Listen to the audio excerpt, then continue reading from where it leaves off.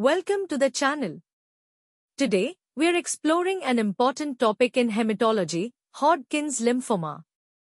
We'll cover the definition, pathophysiology, clinical findings, and classification of this disease.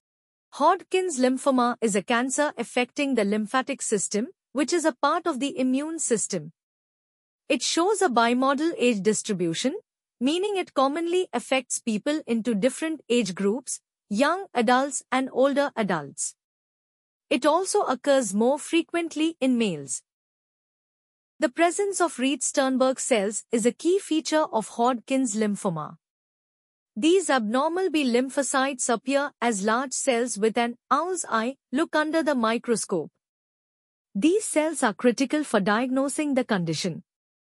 Common symptoms include painless lymphadenopathy, which is the swelling of lymph nodes, often in the neck, armpits, or groin. Other clinical signs include unexplained fever, weight loss. Hodgkin's lymphoma is classified into two main types: classical Hodgkin's lymphoma and nodular lymphocyte predominant Hodgkin's lymphoma, NLPHL. Classical Hodgkin's lymphoma is further subdivided into subtypes like nodular sclerosis, mixed cellularity, lymphocyte-rich, and lymphocyte-depleted. I've got a simple table here that will help us break down the differences between classical and non-classical Hodgkin lymphoma, as well as the subtypes. Let's dive in.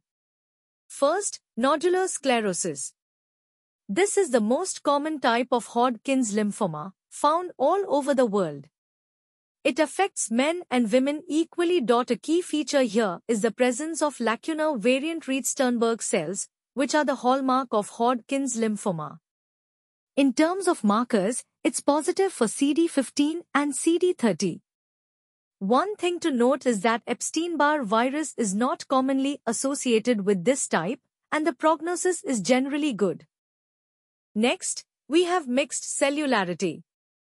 This subtype is the second most common and is seen especially in older adults.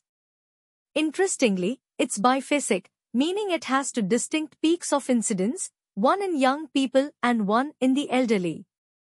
In terms of Reed-Sternberg cells, they are present as expected, and CD15 and CD30 markers are positive. Epstein-Barr virus association is present in this subtype, and it's particularly common in India. While it has a decent prognosis, it's not as favorable as nodular sclerosis.